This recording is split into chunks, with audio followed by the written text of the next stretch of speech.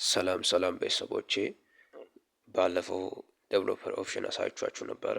ከዛ ቀጥሎ በዴቨሎፐር ኦፕሽን ውስጥ ምን አይነት ነገሮች አሉ ከምለው ነገሮች አንድ በጣም የሚገርም አስደናቂ የሆነ ነገር ላሳያችሁ። አንድ በጣም የሚገርም አስደናቂ ነገር ላሳያችሁማ። ቀጥታ ወደ ሴቲንግ እንገባለን።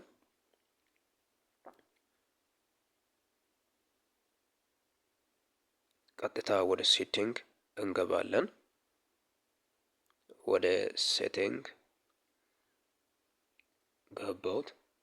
ከዛን እንደምታውቁት መጨረሻ ላይ እንሄዳለን።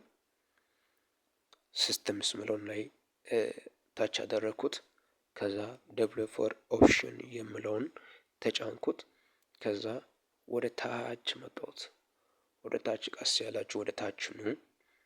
ወደ ታች አሁንም ስክሮል እያደረጋችሁ ወደ ታች ነው።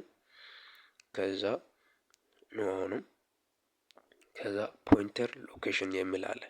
ፖይንተር ሎኬሽን ታች በሚታረጉበት ሰዓት የሚፈጠር ነገር ምንድነው ብታዩት፣ አሁን እስቲ ከዛ አሁን ታች ካደረጋችሁ በኋላ ስክሪናችሁን ወይ ወደ ላይ ወይ ወደ ታች አድርጉት። እዩት ወደ ላይ ወደ ታች። እዚህ ጋር ደግሞ ላይ እዩት እዚህ ጋር። ስለዚህ በጣም የሚገርም ነገር ለምንድን ነው የሚጠቅመው?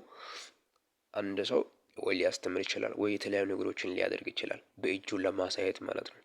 ለምሳሌ እኔ አንድ ነገር ለማሳየት ከፈለኩኝ ለምሳሌ ብሉቱዝ አውዲዮ ኮዲክ የሚለው ነገር እንዴ ነው ብዬ ለማሳየት ከፈለኩኝ ይሄ ማለት ይሄ ነው ብዬ እንዲህ አድርጌ ማሳየት እችላለሁ ማለት ነው።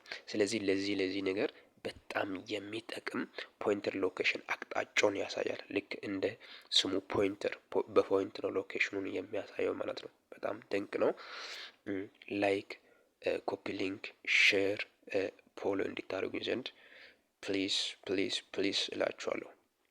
አመሰግናለሁ።